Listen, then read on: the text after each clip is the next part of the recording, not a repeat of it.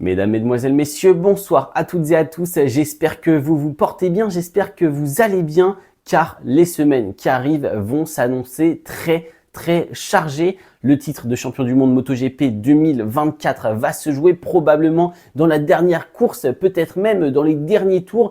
Nous allons donc essayer d'analyser, de parler de tout ça dans cette petite vidéo avant d'assister aux 4 dernières courses de la saison. Parlons de Martin, parlons de Bagnaia. Dans un premier temps, quelques chiffres, quelques statistiques, des petits records par-ci par-là. Et ensuite, nous analyserons la saison de Bagnaia, nous analyserons la saison de Martin, la tendance actuelle et qui a le plus de chances de remporter ce titre pilote en 2024. Et à la fin, bien sûr, je vous donnerai ma petite analyse, mon petit avis sur ce duel. N'hésitez pas dans les commentaires si vous avez un avis, si vous avez un préféré, à me le dire. On va essayer d'analyser tout ça, de voir ce qui pourrait se passer dans les courses restantes. Donc, accrochez-vous bien, ça s'annonce très sympa. Et c'est parti pour cette petite vidéo.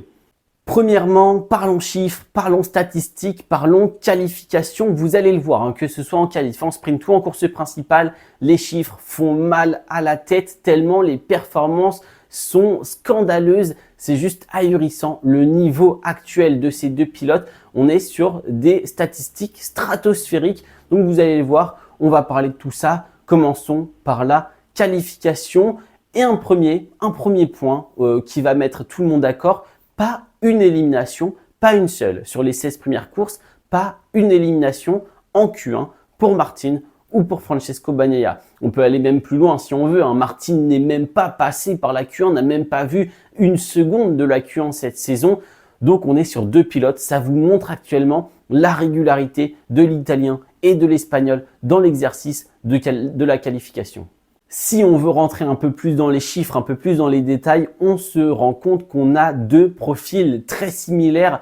11 premières lignes pour Francesco Bagnaia, dont 4 pole positions. 10 premières lignes pour Jorge Martin, dont 4 pole positions. Voilà, 16 courses, 11 et 10 premières lignes chacun. C'est juste incroyable. Du côté des pole positions, on peut se dire que ouais, le chiffre n'est pas si élevé que ça. C'est un peu étrange, ça ne fait pas tant que ça. Mais rien qu'en assemblant les deux pilotes, on est déjà sur la moitié des pole positions prises par seulement les deux pilotes Ducati qui jouent le titre actuellement. Donc oui, en termes de qualification, ces deux pilotes sont les meilleurs pilotes de la grille actuellement. Mais on voit que Francesco Bagnaia est capable de rivaliser avec Martin qui nous avait pourtant montré ces dernières années qu'il était vraiment capable d'être le meilleur dans cet exercice. Mais Bagnaia, cette saison en 2024, est un petit peu au-dessus actuellement. Même si Martin l'a dit toute la saison qu'il se sentait un petit peu moins rapide avec cette GP24, mais qu'il se sentait plus performant en général. Donc, le petit détail vient peut-être de là, mais parlons du reste parce que vous allez le voir, tout se joue à quelques détails. Concernant les courses sprint, c'est totalement différent. Nous arrivons sur deux profils bien distincts. Commençons premièrement par les DNF, par exemple.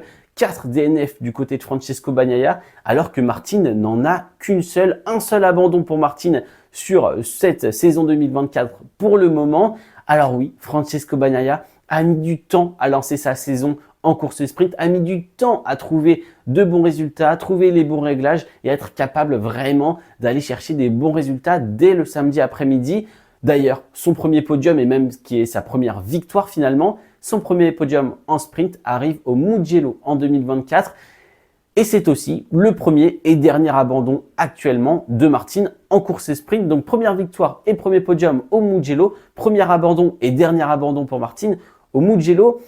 Et dans ces courses sprint, alors du côté de Francesco Bagnaia, nous avons 8 podiums et 6 victoires. Et de l'autre côté, nous avons l'Espagnol, l'inhumain, le robot dans cette catégorie. 12 podiums pour Jorge Martin en course sprint, dont 5 victoires. Et là, encore une fois, où Martin nous avait habitués à être le meilleur dans ce domaine, Bagnaia a plus de victoires en sprint que Martin. Mais bon, au niveau des podiums, là, il n'y a pas photo. Très clairement, Martin nous a montré une domination totale dans ce domaine. Mais c'est là où on va en parler un petit peu, où il manque un petit truc. Il manque encore quelques détails pour aller chercher des victoires supplémentaires. Ce que Bagnaia, même en sprint, est capable de faire et donc d'avoir plus de victoires que Martin au total. Concernant les courses principales, nous avons encore une fois deux profils bien distincts, mais vous allez voir, les statistiques sont quand même pas si loin les unes des autres. Au niveau des DNF, c'est la même chose. 2 DNF partout, 2 abandons Bagnaia, 2 abandons Martin. Au niveau des podiums, c'est la même chose. 12 podiums pour Bagnaia, 12 podiums pour Martin. Et par contre, tout se joue au niveau des victoires. Beaucoup de changements à ce niveau-là. Bagnaia, on le rappelle, il est en ce moment en train d'établir des records, en train d'égaler des légendes. 8 victoires pour Francesco Bagnaia, 8 victoires en une saison. C'est son record personnel. Il égalise des pilotes comme Lorenzo, comme Marquez, comme Rossi, comme Stoner. Donc on est vraiment sur une saison de champion du monde pour Francesco Bagnaia. Mais à côté, Martin, lui, oui, il n'a que 3 victoires. Mais on le rappelle, ses podiums et cette régularité en course sprint et en course principale fait de lui le leader actuel du championnat du monde avec 10 points d'avance sur Francesco Bagnaia. Maintenant que nous avons parlé chiffres, numéros, statistiques, tout ce que vous voulez, que nous avons vu ce qui s'était passé précédemment sur cette saison 2024, voyons ce qui se passe dans le futur. Je vais vous donner mon analyse pour savoir qui sera le futur champion du monde, ce sur quoi je me base pour déduire tout ça. Et bien sûr, parlons de Francesco Bagnaia qui sera le futur champion du monde 2024. Je ne passerai pas par 4 chemins. Voilà, je vais essayer de vous expliquer tout ça et pourquoi je pense ça. Alors, premièrement, nous sommes sur une saison record. Avant d'entrer dans les détails, je tenais à le dire pour expliquer certaines choses. Nous sommes dans une saison record. À chaque fois qu'on allume la télé pour notre week-end, nous avons des records qui tombent.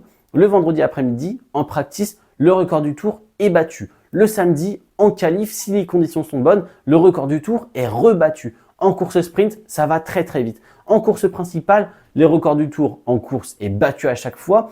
Et en plus de ça, les courses cette saison se finissent 30 secondes, 35 secondes plus rapidement que l'année précédente. Donc, on est sur une saison où les pilotes donnent tout ce qu'ils ont, où ils sont à la limite à chaque séance, où ils explosent tous les records du monde. Enfin bref, on est sur une saison record dans tous les sens du terme. Bref, pourquoi je parle de ça maintenant? Parce que j'ai vu beaucoup de critiques sur les réseaux sociaux, ailleurs, partout, disant « Oui, on a 2 futurs potentiels champions du monde qui ne font que de tomber. Bagnaia est toujours par terre, Martin ne fait que de tomber, il y a des erreurs. » Alors oui, forcément, on n'a pas besoin de remonter très loin. La qualification de Martin à Motegi où il part à la faute. Martin, par exemple, en Indonésie, qui part à la faute. Bagnaia, on a tellement d'exemples cette saison où il part à la faute, que ce soit en début de saison en course sprint. On pense par exemple à Catalunya ou les DNF en course principale pour les 2 pilotes.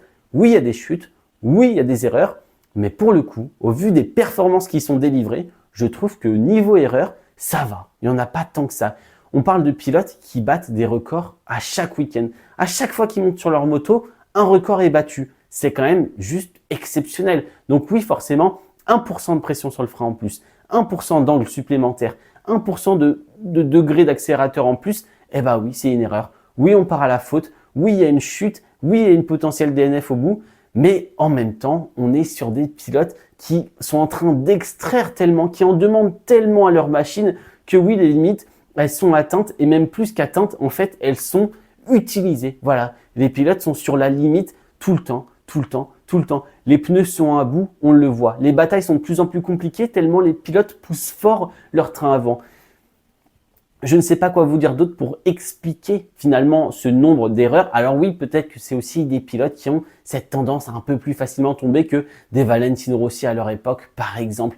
Mais dans tous les cas, on est sur des performances tellement extrêmes, tellement poussées que forcément, c'est des humains. Il y a des erreurs et sur 16 courses aujourd'hui, ils sont en train de mettre une volée au championnat à leur poursuivant. Car oui, Marquez et Bastianini sont potentiellement encore dans la course au titre, mathématiquement parlant. Mais on le sait tous, en termes de probabilité, il n'y a quasiment aucune chance que ça arrive, mis à part un gros drame pour les 2 pilotes de devant. Et même ça, même si ça devait arriver, c'est même pas sûr qu'ils soient champions du monde, Marquez ou Bastianini. Donc voilà déjà pour commencer cette petite analyse de la saison. Maintenant, parlons du pourquoi du comment Bagnaia a plus de chances de gagner le titre que Martin. Alors, ça se jouera dans les détails. Je ne vous dis pas de mettre tout votre argent, tout votre capital sur Bagnaia.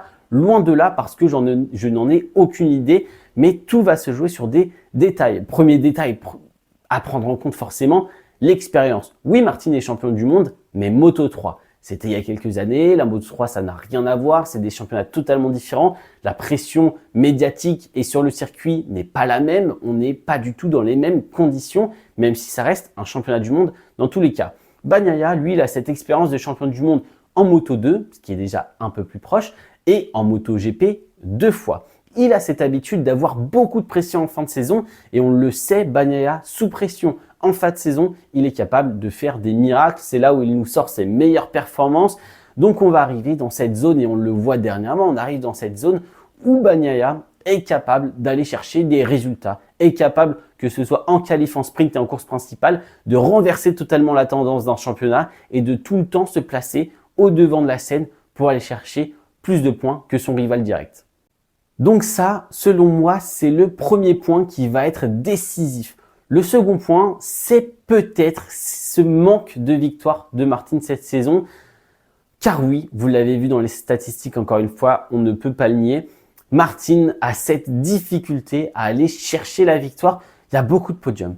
Il y a beaucoup de podiums en sprint, il y a beaucoup de podiums en course principale, il y a beaucoup de points qui sont engrangés dans les courses. Il est le leader avec 10 points d'avance sur Bagnaia sur cette fin de saison. Mais du côté de Martin, il y a surtout beaucoup de deuxième place et ça risque de faire mal quand on va devoir aller chercher ce petit plus. Car oui, là, les pilotes étaient peut-être à 100% depuis le départ, 100% même peut-être 101. Mais là, pour aller chercher Bagnaia, dans son domaine, dans cette fin de saison, le pilote officiel, il va falloir passer non pas à 102 mais à 110% peut-être. Et à ce moment-là, pas le droit à l'erreur. À ce moment-là, va falloir aller chercher les victoires. Et c'est là où je me dis que Bagnaia a l'avantage sur Martin sur ce point de vue-là. Mais encore une fois, ça va se jouer à quelques micro-détails, quelques réglages, quelques feelings sur la moto. Et là, ça va être très compliqué de savoir qui est le meilleur dans quel domaine. Mais bon, j'ai un peu plus confiance en Bagnaia pour ça. Et donc pour finir, un dernier point peut-être, alors celui-là je le mets entre parenthèses, voilà le dernier point pour finir, le petit point bonus. Bagnaia bénéficie tout de même de l'aide de Ducati officielle et d'un coéquipier ultra performant du nom d'Enea Bastianini. Alors oui, attention, Ducati ne va pas privilégier Bagnaia. Ducati ne va pas donner une meilleure moto, ne va pas donner des améliorations de dernière minute, ne va pas payer Pramac, il n'y aura rien de tout ça. Le championnat, comme l'année dernière, va se jouer jusqu'au bout, jusqu'à la dernière course. Et si Martin gagne, il n'y aura pas dans le dernier tour, il laisse passer Bagnaia ou je ne sais quoi. Ça, Gigi Dall'Igna, tous les dirigeants de chez Ducati ont été clairs. Si Martin gagne sur la piste, Martin tiendra le titre de champion du monde 2024, ça, il n'y a pas de souci. Mais tout de même, on connaît la capacité de Ducati à gagner des titres, on connaît la capacité de Ducati à gérer ce genre de situation. De l'autre côté, on a une équipe un peu plus jeune, un peu moins expérimentée dans ce genre de situation. On l'a vu l'année dernière, ils ont tenté des choses sur la fin, même à Valence et tout ça. Mais tout de même, ils font face à un groupe soudé et qui connaît cette sensation et qui connaît la procédure pour aller chercher un titre de champion du monde. Par contre, si Ducati ne va pas mettre des bâtons dans les roues ou privilégier Bagnaia, Ducati officiel, quand je dis Ducati, Lenovo officiel, l'écurie de Francesco Bagnaia, aura la possibilité, si Bastianini l'accepte et s'il le souhaite, d'utiliser justement Enea Bastianini comme Johann Zarco a été utilisé auparavant chez Pramac pour aider Francesco Bagnaia à gagner ce titre. Parce que oui, si on a une bataille dans la prochaine course à Chang par exemple, où on a Bagnaia, Martin, Bastianini, eh ben oui, Bastianini, rien ne l'interdit de défendre son coéquipier. Ça, c'est pas du tout interdit. Oui, c'est pas exactement dans l'esprit du MotoGP actuel, mais on le sait, Ducati est capable de faire ça. L'a montré les années précédentes, ils l'ont déjà fait. Donc voilà, Ducati ne va pas je pense pas que Ducati officiel ne le fasse pas. Je pense pas qu'ils vont le dire dans la presse, mais je pense qu'avant la course, il y aura un petit mot glissé dans l'oreille de Bastianini, de la part de Davide Tardozzi, qui lui dit « Si jamais tu es derrière Bagnaia, ne l'attaque pas. » Enfin, pas forcément en tout cas. Vaut mieux que tu défendes ta place sur Martin. Je ne serais pas étonné qu'un petit mot soit glissé dans l'oreille de Bastianini de ce style-là. Et donc, voilà. Alors, maintenant, on va voir ce qui se passe. Nous arrivons sur la fin de la saison, 4 courses restantes. D'ailleurs, nous commençons cette semaine le dernier triple header, 3 courses de suite sur 3 semaines. Ça va être assez compliqué pour les pilotes à gérer. Faut pas se blesser, faut pas se rater, faut pas trop perdre la confiance non plus parce que sinon ça va être compliqué les courses suivantes et on va voir tout ça. Et vous, qu'est-ce que vous en pensez de cette fin de saison 2024? Est-ce que Jorge Martin peut être le premier pilote d'un team satellite en MotoGP à aller chercher un titre pilote? Est-ce que vous pensez que c'est faisable? Il a déjà réalisé ça, cet exploit l'année dernière avec son écurie, premier titre écurie satellite de l'histoire de la MotoGP. Est-ce qu'il peut le faire cette année en tant que titre pilote? Est-ce que Bagnaia va gagner son 3e titre de champion de MotoGP consécutif? Dites-moi tout ça en commentaire. J'espère que la vidéo vous a plu. Voilà, on a juste retracé un petit peu la saison et on a parlé de ce qui pouvait potentiellement arriver, de ce que je pensais sur cette saison, cette fin de saison 2024. Donc voilà, merci d'avoir regardé. C'était Théo. Ciao, ciao. Et n'hésitez pas à regarder les autres vidéos sur la chaîne, quoi.